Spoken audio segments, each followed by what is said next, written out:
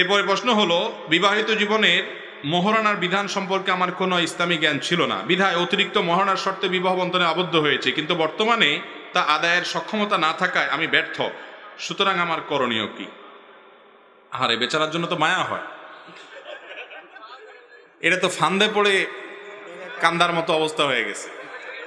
বিয়ের সময় মহারণা 50 লাখ 30 লাখ 40 লাখ ধরা দিছে, বেতন 10,000। এখন বেচারা কোত্থেকে দিবে?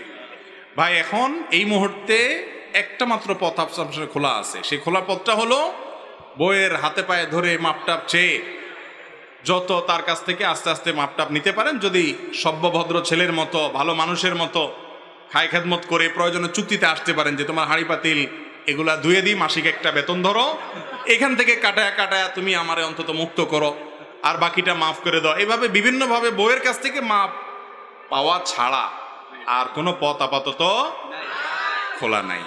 এটা কিন্তু হাসির কথা বলি নেই। মোহর যদি নির্দিষ্ট হয়ে যায়, সব ঠিক, বিয়ে শাদী হয়ে গেছে, এখন আপনি টের পাইছেন যে হায় হায় মুরব্বীরা তো আমার মুখে একটা রুমাল দিয়া বসায়া দিছে লাগায়া 10 লাখ 20 লাখ।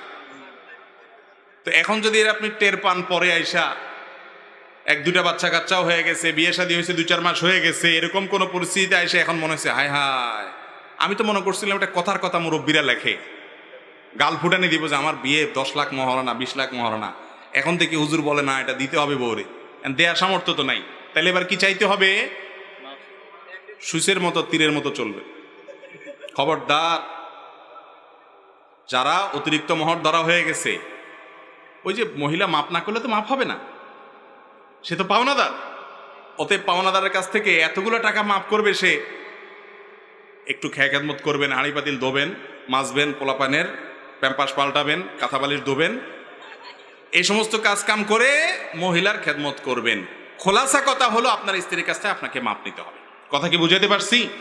তা না হলে কিন্তু জটিল এবং কঠিন। আল্লাহ তাআলা আমাদেরকে এই বিষয়গুলো বোঝার তৌফিক দান করুন।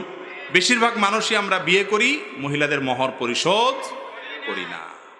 আর দ্বিতীয় কথা হলো, ভাই আপনার সামর্থ্য নাই, বুঝলাম 50 লাখ ধরছে, আপনার সামর্থ্য মাসে 500 টাকা দেওয়ার যদি থাকে সেটা দেন, সেটাও দিবেন না, হুজুরের কাছে প্রশ্ন ধরায় দিবেন যাতে হুজুর এমন একটা পদ্ধতি বলে আপনি বাইং মাসের মতো বাইরে হয়ে যান ফাঁক দিয়া।